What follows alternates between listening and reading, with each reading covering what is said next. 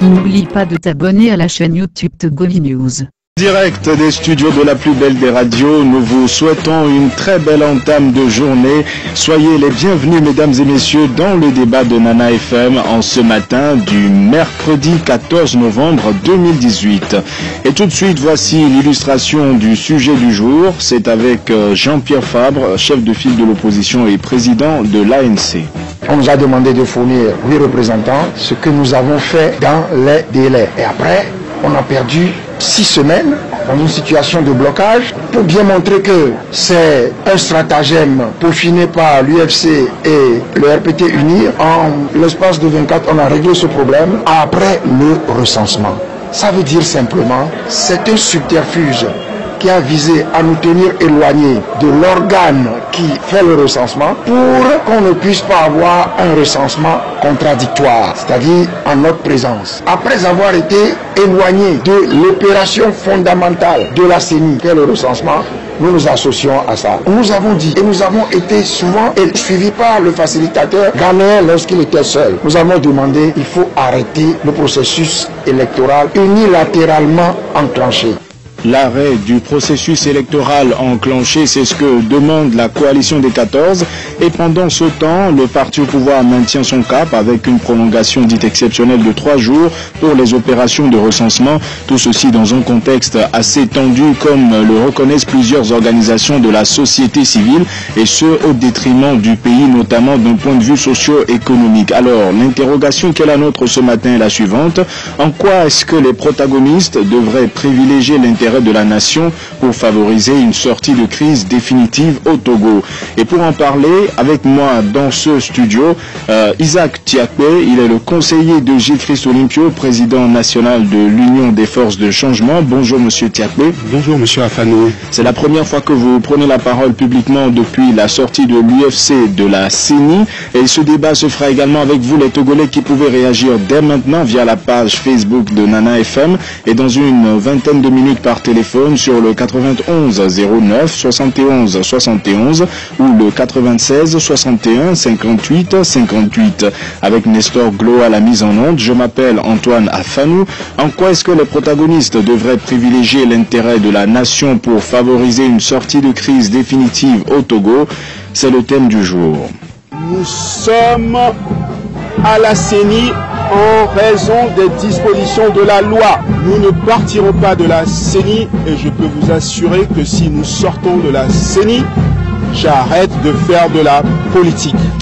Alors Isaac Tiakpe, c'était vous sur les antennes de Nana FM il y a quelques semaines. L'UFC est finalement sorti de la CENI et ce matin, même si c'est nous qui vous avons invité, j'ai envie de vous demander, mais que faites-vous encore là? Écoutez, je répondrai tout à l'heure à la question. Merci de repasser cet élément. C'est aussi l'indication qu'il faut s'abstenir de déclarations intempestives et que parfois, en politique dans ces matières, les certitudes n'existent pas, que tout est relatif. Et je voudrais, à l'entame de cette discussion, je ne veux pas dire en toute humilité, mais battre ma coupe en disant que si certains propos ont pu heurter nos compatriotes, même nos camarades de l'opposition, qu'ils sachent que d'abord ce que j'ai pu heurter par mes propos, je présente des excuses, je bats ma coupe, et je voudrais simplement dire que l'engagement qui est le mien dans l'Union des forces de changement, c'est de faire en sorte qu'une alternance se fasse dans ce pays et que nous puissions nous retrouver et que les souvenirs de ces batailles ne provoquent en nous que du sourire. Ça veut dire que vous tirez les leçons de cet épisode. Et monsieur Afanou, vous savez, je répondrai très précisément à votre question tout à l'heure.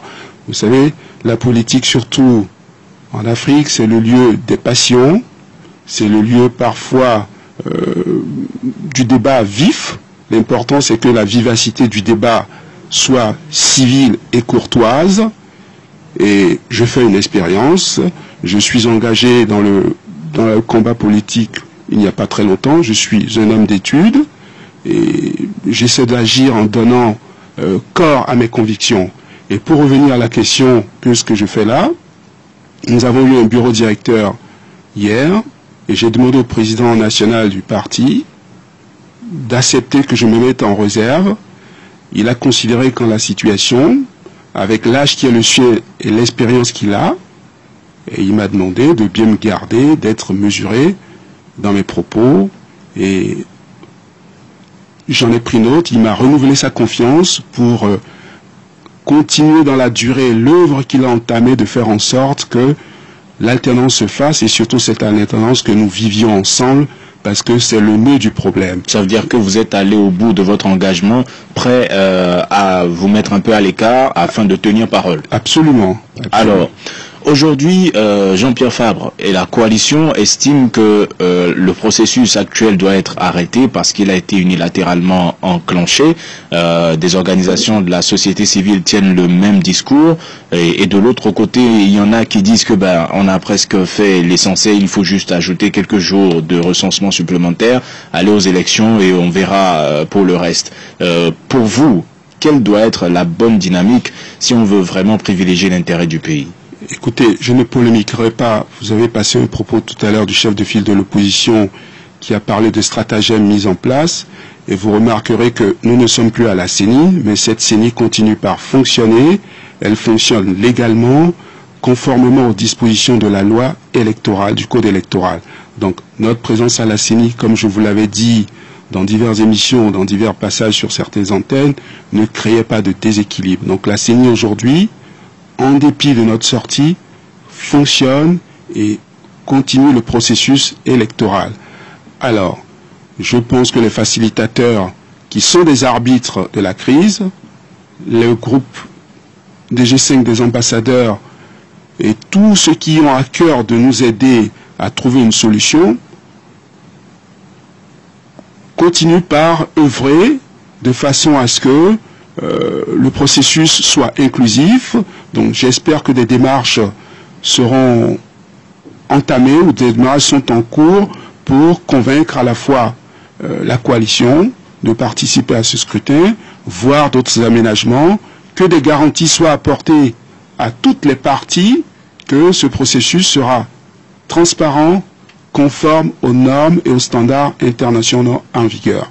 Ce qu'il est important, c'est que le dialogue prévale et que les solutions passent par la discussion, la négociation.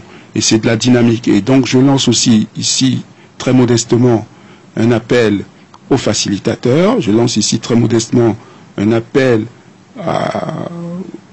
aux acteurs internationaux, à tous les acteurs de bonne volonté pour voir quelles sont les pistes d'aménagement, apporter davantage de garanties pour que le scrutin soit transparent, parce que je sais que les élections, pour ma part, l'essentiel, ce n'est qu'un pis-aller, parce qu'à des dates fixées par la Constitution, à des dates convenues par des acteurs, il faut aller à des élections, mais ce qui est important, c'est le vivre ensemble. C'est que nous ne vivions plus comme des étrangers ou que nous ne vivions plus comme en chien de faïence dans ce pays. Et c'est ça qui est important.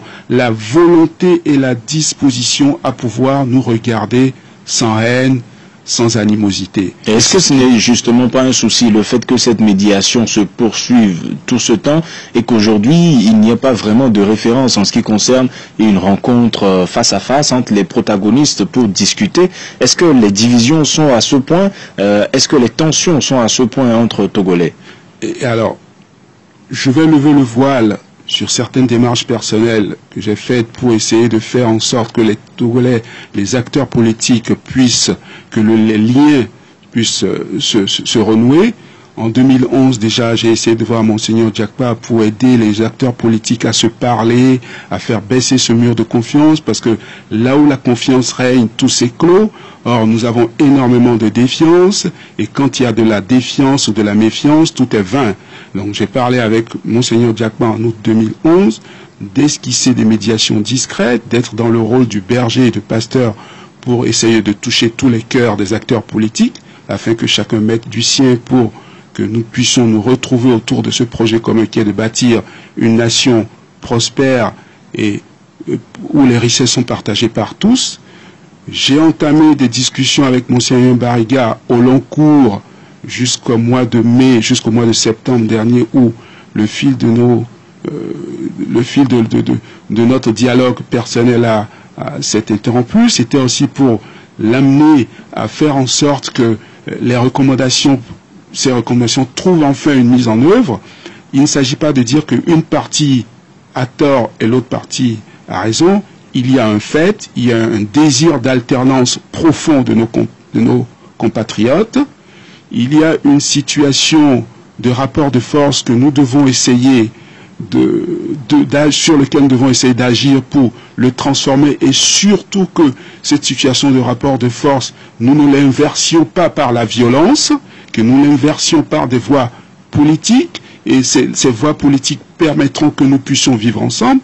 C'est là où la force de la persuasion, le charisme de conviction sont des choses importantes.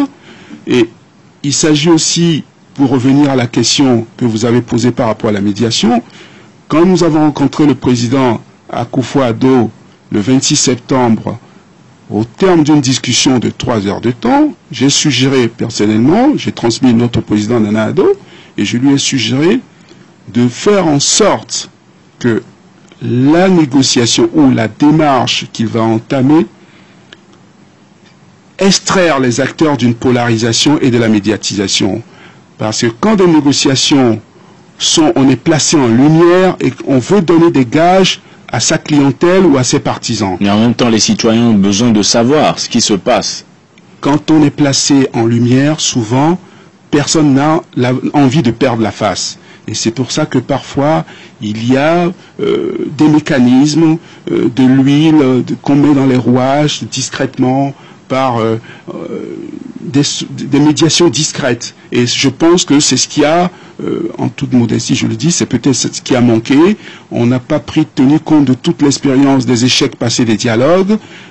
Les identités des acteurs politiques sont figées. C'est pour ça que nous, à l'Union des forces de changement, nous avons cette profondeur historique, c'est cette profondeur historique, cette mémoire du passé qui fait que nous avons voulu nous insérer dans une démarche de négociation coopérative qui est de faire en sorte que l'adversaire, ou l'adversaire que nous considérions comme un ennemi, nous ne le prenions plus comme un ennemi, et que notre représentation, l'image que nous avons de cet adversaire change, et d'arriver avec le temps, le respect, à créer un climat de confiance. Et c'est parce que nous acceptions d'encourir l'opprobre, voire la flétrissure, et c'est pour ça que nous savons que nous tenons cette démarche pour juste, qui est de convertir ceux qui sont au pouvoir, de les convertir à certaines vertus, à nos valeurs, de les convertir à partager nous aussi nos valeurs. Alors justement ça, certains au sein de l'opposition, pensent que c'est impossible, qu'ils ont essayé diverses méthodes avec le parti au pouvoir et que finalement il ne comprend que le rapport de force.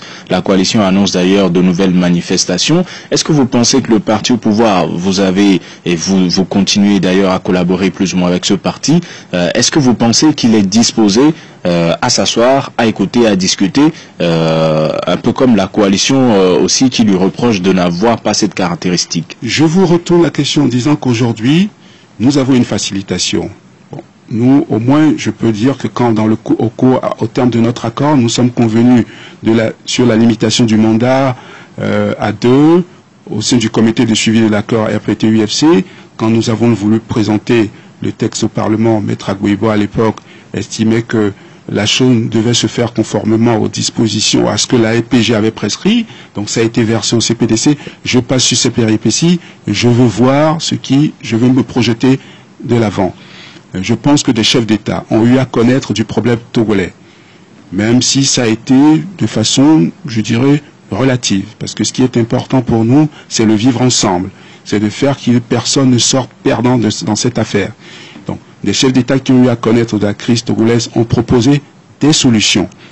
Alors, c'est à ces solutions aujourd'hui que nous devons nous en tenir. Et certains pensent que c'est cela privilégier l'intérêt de la nation, notamment qu'aussi Thomas Yedi ou encore Akwete Kankou qui dit qu'il faut simplement réaliser les réformes telles que prescrites, s'intéresser au pouvoir d'achat des Togolais, instaurer un climat de paix sociale. Absolument. Et ça, je suis, mais écoutez, je partage ça avec M. Kankou. Je partage ça surtout. Et une fois que nous aurons inscrit dans le marbre les réformes constitutionnelles, la limitation du mandat, nous devrions franchir un autre palier. Et moi, je verrai ce palier en 2 temps. Entamer des négociations avec la partie au pouvoir pour cette fois véritablement organiser une alternance. C'est-à-dire pour vous, ça ne doit pas passer par la phrase en aucun cas, parce que des responsables de la coalition ont déjà rejeté ce projet, disant que l'expression en aucun cas n'y figurait. Alors, supposons qu'en aucun cas passe. Mais écoutez, si nous ne réglons pas le problème de fond, qui est un climat de confiance, le président de la République, même s'il n'est pas candidat, un membre de son parti peut venir au pouvoir et ils peuvent gagner dans le contexte aujourd'hui. Regardez ce qui se passe en République démocratique du Congo. Ne réglons pas le problème par les effets, réglons le problème à la cause. C'est-à-dire, acceptons de vivre, acceptons-nous dans nos différences. Acceptons que nous devons convaincre nos adversaires, ceux qui sont comme nous, pour qu'ils acceptent. Si le peuple s'exprime véritablement en faveur d'une personne, que l'alternance se fasse pacifiquement. C'est ça qui est au cœur du problème. Et surtout, ce sont les attentes des populations. Ce sont des attentes qui sont énormes. Réduire la pauvreté, des écoles, les pistes rurales, nos personnes âgées. La tâche est énorme. Et cette tâche, un seul parti politique ne peut pas le réaliser.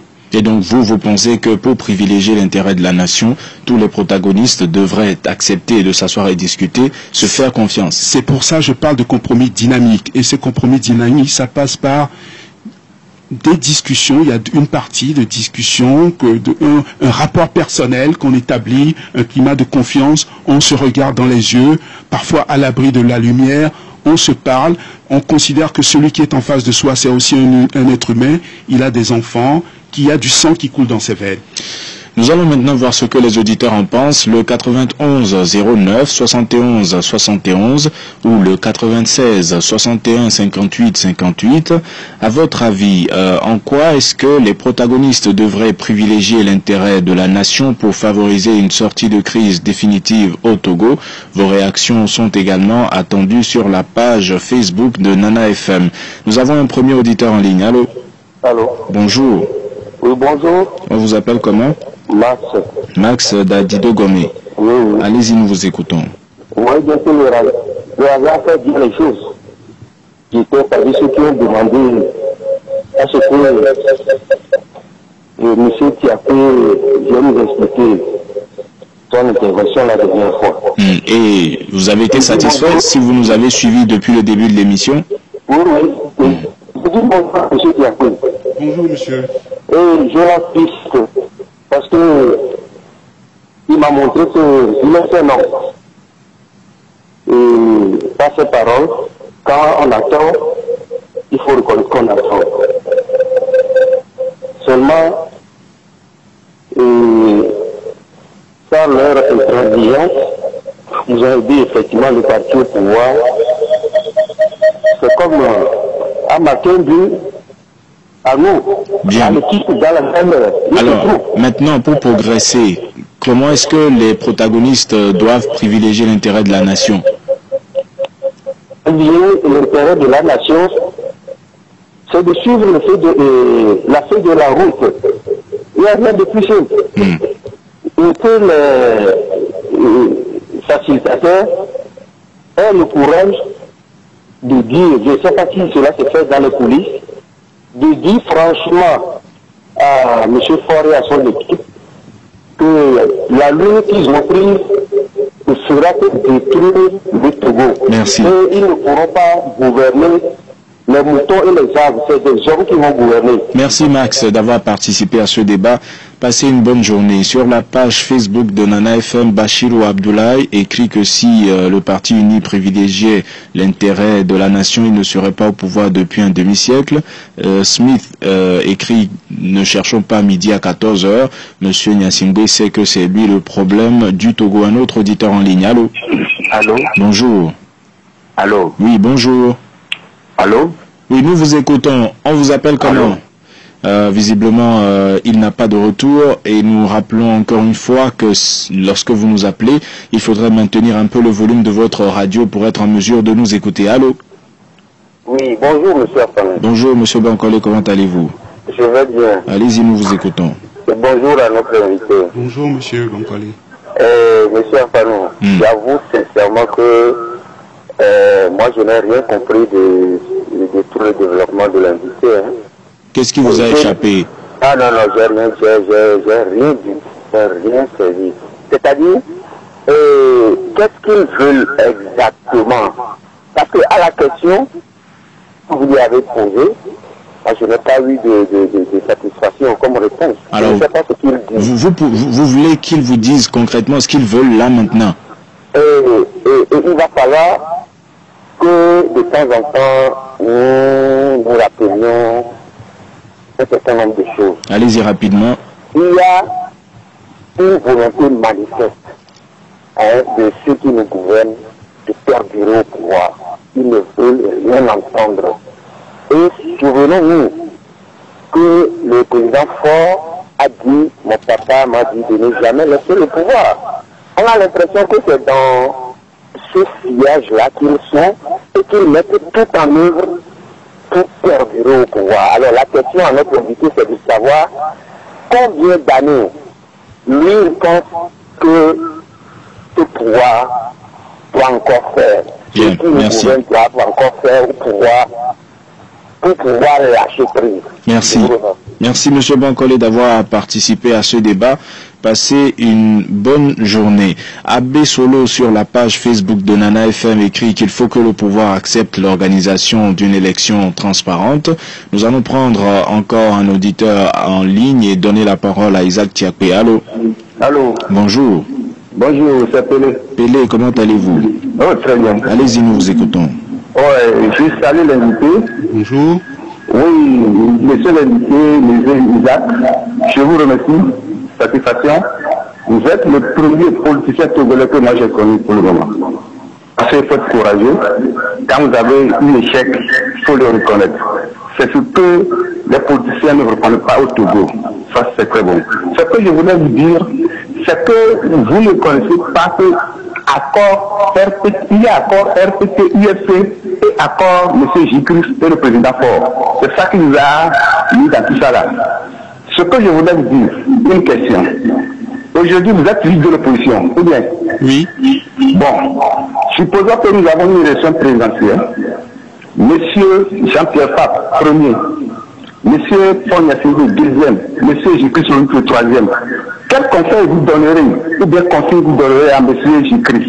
Bien, alors, Pelé, on n'en est pas encore là, il vous répondra éventuellement dans quelques instants, mais aujourd'hui, dans le contexte actuel, que devrait faire la coalition et le parti au pouvoir pour privilégier l'intérêt de la nation? Non, tout ça là, nous sommes dans la mer de la CEDEAO. Je vous ai dit, quand je vais maintenant, je vais dire que je suis en train de faire de la fiction. Merci. Merci, monsieur Pelé, d'avoir participé au débat. Passez une bonne journée. Riomba Tchandé sur la page Facebook de Nana FM dit que l'intérêt national, c'est le vivre ensemble, la paix, la stabilité. Il serait absurde de croire que la résolution de la crise togolaise passe nécessairement par la chasse du pouvoir en place. Chacun devrait se dire qu'il accepte de perdre ou de gagner. Alors Max et Pelé, ils ont apprécié votre réaction. Max a salué un homme qui sait reconnaître quand il est en tort ou quand il commet des erreurs. Pareil pour monsieur Pelé qui dit que vous êtes le premier homme politique togolais que lui il connaît.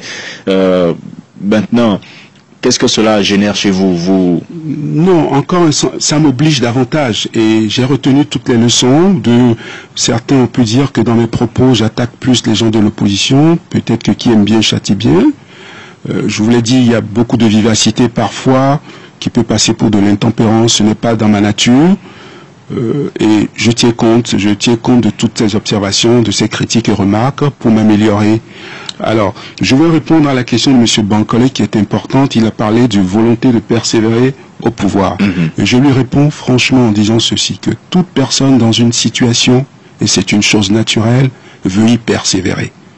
En matière politique, ce qu'il importe, c'est de créer des conditions, une situation pour telle que la volonté de persévérer dans un être, c'est-à-dire dans une situation de pouvoir, n'existe pas ou soit empêchée.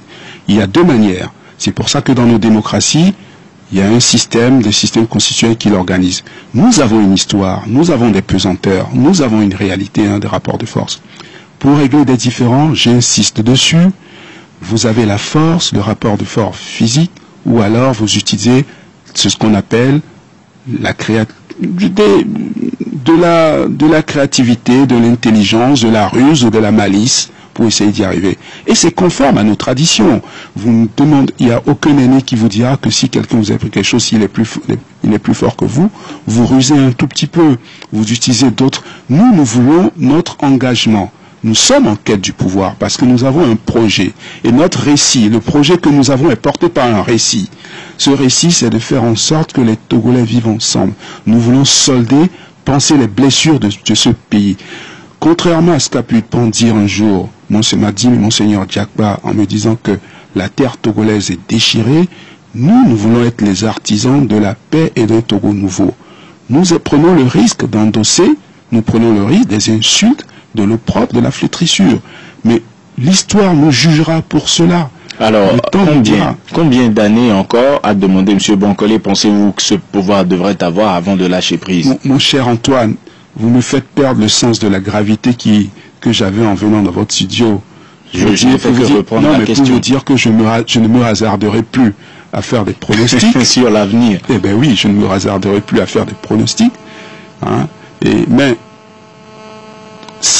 je pense que si nous arrivons à discuter avec le parti au pouvoir, à faire des négociations qui durent sur 3, 4 ans, 5 ans, un climat de confiance, l'alternance sera quelque chose d'aisé. Apprenons à nous connaître. Apprenons à modifier nos certitudes. Vous voyez, il y a beaucoup de colère. Et avec de la colère, les attentes. Et c'est pour ça que les politiques doivent transformer les indignations, les attentes des populations en dynamique politique, c'est-à-dire en compromis avec les gens. Ils doivent dire, personne ne veut que les choses perdurent dans ce pays, mais comment y arriverons-nous? C'est ça, c'est à cela que nous sommes confrontés. Alors, Pelé s'est projeté dans l'avenir, il imagine un scénario où l'ANC, l'UFC et UNIR se retrouvent dans le dernier carré, on va l'appeler ainsi, d'une élection. S'il faut soutenir quelqu'un, que conseilleriez-vous à Gilles Christo Nuchet? Je m'en tiendrai au projet. D'ailleurs, M. Olympio, vous remarquerez, il n'a plus l'ambition d'entrer dans la carrière. Il est en train de préparer. Et d'ailleurs, après les élections, nous organisons très certainement un congrès. Et je m'en tiendrai au projet. Le projet de le candidat qui veut réconcilier les Togolais. Pas un projet fin. Un candidat qui veut que la paix sociale existe et que les richesses soient partagées. Évidemment, ce sera sur pièce. Et il est évident qu'aujourd'hui, toutes nos populations veulent voir d'autres visages de la politique. Et je pense que aussi bien dans l'opposition qu'au pouvoir, des visages sont là depuis longtemps. Et que nous aspirons à avoir d'autres intelligences, d'autres capacités à porter leur talent pour changer les choses, mais nous verrons sur pièce. Le 91 09 71 71 ou le 96 61 58 58, nous avons un auditeur en ligne. Allô? Bonjour Antoine. Bonjour, Kanidek. Oui. Comment allez-vous? Ça va bien. Allez-y, nous vous écoutons. Bonjour, M. Tapé. Bonjour, M. Kanidek. Je suis content de vous entendre, le fidèle auditeur. Moi aussi, je suis très content de vous entendre ce matin et très content de vos propos. Et bon, en politique, c'est le fair play, mais vous avez fait preuve de fair play ce matin, mais il vous reste encore à faire davantage. Parce que le Togo, c'est un patrimoine commun. Il faut que si le Togo brûle, ça brûle pour tout le monde. Et personne ne sera à l'abri. Bon, félicitations à vous. Merci, mais moi, mon inquiétude, aujourd'hui, le pouvoir est dans la droite ligne pour aller aux élections le 20 décembre, quel que soit ce qui va se passer. Et je pense que l'UFC aussi est partant. Bon, est-ce que l'UFC avec quelques partis politiques qui se réclament de l'opposition, bien sûr, ils sont tous partants. Est-ce que vous êtes sûr, vous les partis qui sont engagés dans ce processus, est-ce que vous êtes sûr que vous aurez des voix qui peuvent toutefois créer une minorité de blocage à la nouvelle Assemblée nationale pour ne pas laisser le boulevard au pouvoir de faire ce qu'il veut faire avec notre chef Togo. Merci Kanidek d'avoir participé au débat. Passez une bonne journée. Sur la page Facebook de Nana FM, Guillaume dit que les protagonistes n'ont qu'à regarder dans leur rétroviseur pour voir le mal qu'ils ont fait subir au peuple togolais en 2005 et ils sauront quoi faire. Un autre auditeur en ligne. Allô? Allô? Bonjour. Antoine, bonjour. Monsieur Lawson, comment allez-vous? Monsieur Lawson, Casablanca. Allez-y, nous vous écoutons. Je salue votre invité. Bonjour, monsieur Lawson. Et je me félicite de l'humilité avec laquelle il a reconnu qu'il ne maîtrise pas bien les arcanes de la politique togolaise.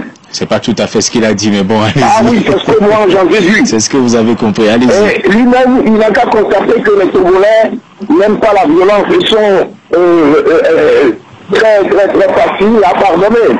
Hein? Alors, sinon, je ne pense pas qu'il aurait le courage de venir encore à l'antenne ce matin. Alors, que devrait faire le protagoniste? Pour le sujet, oui. Vous savez, Antoine, moi j'ai toujours dit que la crise togolaise, ce n'est pas entre le pouvoir et l'opposition. C'est entre le pouvoir cinquantenaire et le peuple souverain. Vous voyez, il faudrait que le pouvoir comprenne que le procès présidentiel n'est pas familial ni clanique. Il faut qu'il se mette dans la disposition. La démocratie n'est pas acceptée au Togo. Elle est tolérée, le multipartisme et tout ça. Et tant que le régime ne comprendrait pas ça et se mettrait dans une vision de conservation pérenne du pouvoir, on ne s'en sortira jamais. Merci. On dit au chef de l'État de prendre conscience que ce fauteuil n'appartient pas à sa famille.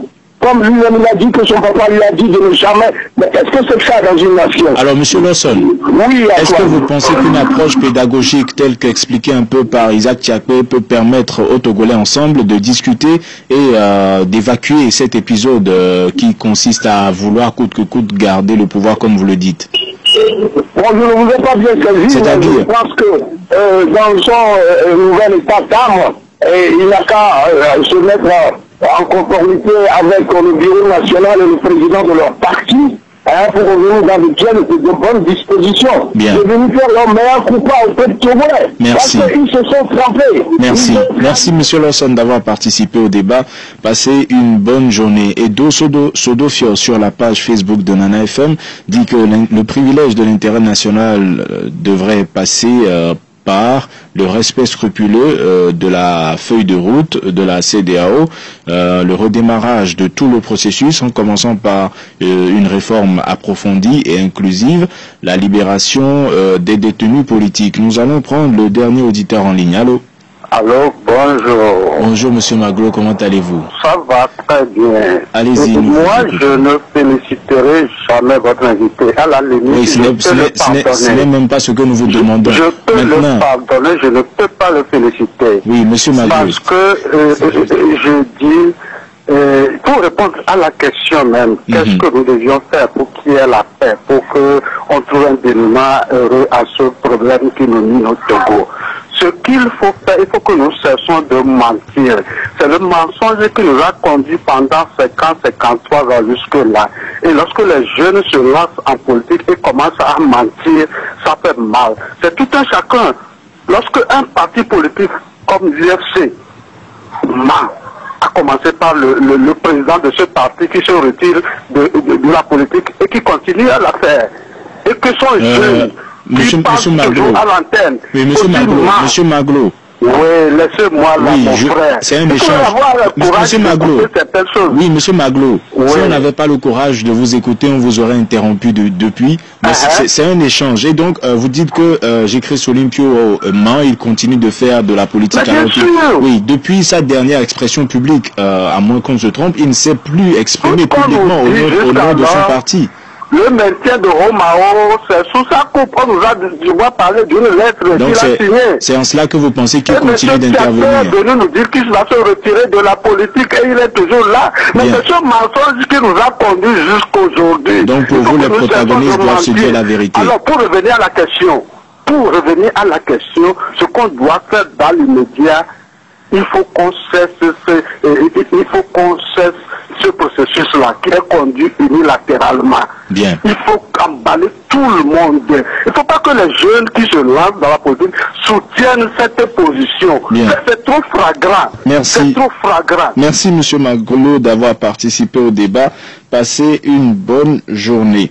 Alors, on a eu Kanidek qui vous a demandé au parti qui accompagne aujourd'hui ce processus, est-ce que vous pensez que tel que mené à la fin, le processus vous permettra d'avoir des voix qui vous permettent de constituer réellement de contre-pouvoir ou pas? Écoutez, je vais d'abord répondre à monsieur Maglo et dire que il ne faut pas se voiler la face. Il y a beaucoup de colère dans le pays. Il y a beaucoup d'attentes dans le pays. Ce serait vraiment malhonnête de ne pas reconnaître que le chômage, toutes les attentes, les populations, là, on ne voit pas beaucoup de tristesse, on ne voit pas beaucoup de joie. Et ce serait malhonnête de le nier. Et je comprends les colères de M. Maglo, il y a des aspirations. Et il nous appartient, nous, aujourd'hui, si nous nous engageons, c'est parce que nous voulons que ces choses changent, mais changent dans la paix, dans la fraternité, mais de manière tolérante. Nous n'avons qu'un engagement, c'est celui de la politique, cette manière de faire, d'utiliser la force de nos arguments, la persuasion, pour aller parler aux gens. Et pour changer la situation, nous n'avons pas d'autres moyens. Et c'est le temps qui va nous donner raison. Peut-être réussirons-nous, peut-être échouerons-nous, mais on ne peut pas nous reprocher d'avoir essayé de faire que les choses changent dans ce pays. Notre engagement, nos convictions pour une alternance, elles sont sincères et profondes. Laissez-nous, donnez-nous le temps et on nous jugera.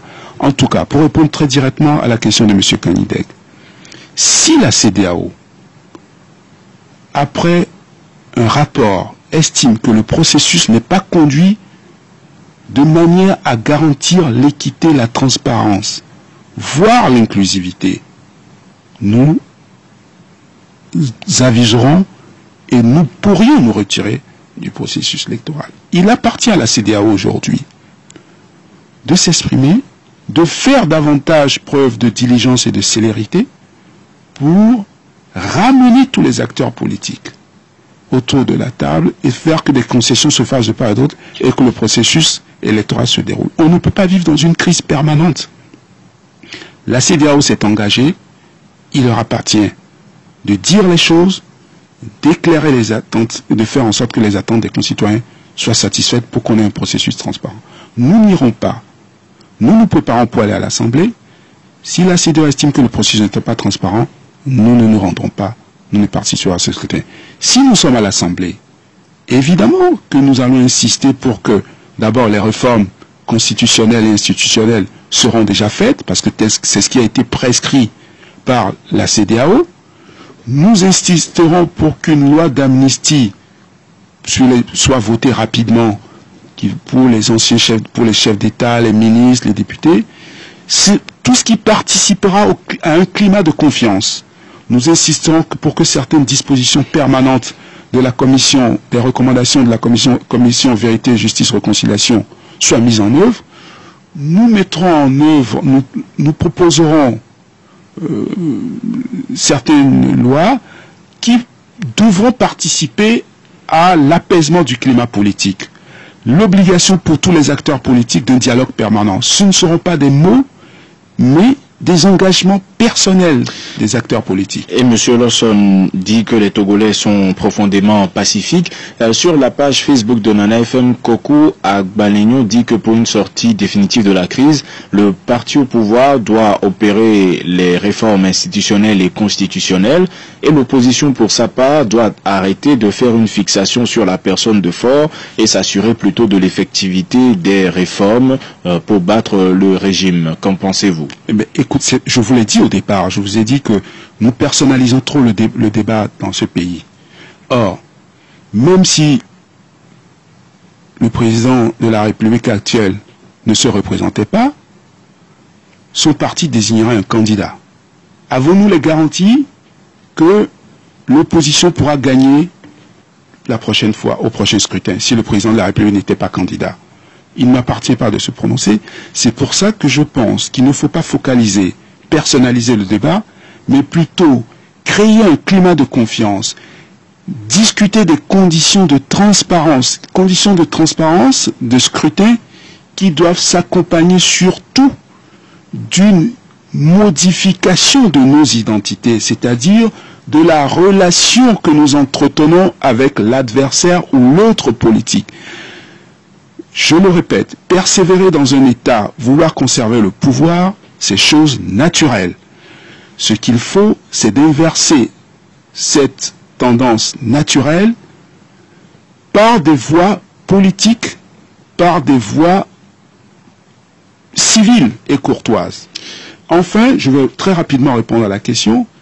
Je le rappelle, notre présence, nous ne sommes plus à la CENI, et la CENI continue de fonctionner parce que le quorum est atteint. Et ça, donc, de dire que l'UFC a bloqué, c'est faux et archi faux. La CENI aujourd'hui, nous n'y sommes plus, mais fonctionne bel et bien. Selon l'article 36, il suffit que 9 membres siègent, le quorum est atteint et cette institution peut délibérer et décider. Alors, sur la page Facebook de Nana FM, Komlan Aziabo écrit que pour une sortie de crise, il suffit que le parti au pouvoir mette bas à terre et organise une élection juste et transparente. Et puis, Junior Eklou dit que pour privilégier l'intérêt supérieur de la nation, l'opposition doit accepter la proposition, le projet de loi, même sans le bout de phrase en aucun cas. Ainsi, on aura avancé d'un pas, sinon le bras de fer, c'est la population qui en souffre. Unir ne peut donner le pouvoir comme ça aussi facilement, écrit-il. L'opposition doit prendre de la hauteur. Quel serait votre mot de la fin? Écoutez, je vais répondre par une sagesse, enfin un adage que je tiens de mon grand-père, dont j'ai parfois eu tendance à un peu oublier certains des enseignements qu'il m'a donnés en m'avançant trop vite, en étant un peu présomptueux. Bon. Mais il me dit souvent, quand je l'ai dit dans ce studio, toujours tâcher de cueillir le fruit qui est apporté de sa main avant de chercher à cueillir ce qui est au-delà. Et donc, ce que j'entends par là, inscrivons ces modifications, ces modifications de la loi, de la Constitution, actons ces modifications constitutionnelles et dans un deuxième temps, entamons des discussions, des négociations avec toutes les parties pour voir s'il n'y a pas une possibilité d'envisager une alternance négociée avec toute partie aussi bien que l'ANC, mais ça suppose, je le rappelle encore, une disposition et une disponibilité de toutes les parties à accepter la discussion. Merci Isaac Tiatpé d'avoir accepté notre invitation. Je rappelle que vous êtes conseiller de Gilles-Christ Olympio, président national de l'Union des forces de changement. Et avant de conclure, j'annonce à Max Gaëtan à Javon qui nous a appelé d'Adido Gomé qu'il remporte un billet d'entrée au concert de Toto Patrick le 24 novembre prochain, parce qu'il a été le premier auditeur à appeler. Ce sera ainsi tout au long de la semaine sur des critères totalement subjectifs. Certains d'entre vous pourront remporter des billets à ce concert où il y aura également King Mensa et l'Ivoirien David Tauro. Nestor Glo était à la mise en onde. Je m'appelle Antoine Afam et nous vous donnons rendez-vous demain matin dès 7h15 pour un nouveau débat. Passez une excellente journée en compagnie de votre jour. Merci d'avoir regardé la vidéo. Abonne-toi et partage la vidéo sur les réseaux sociaux, Facebook et WhatsApp.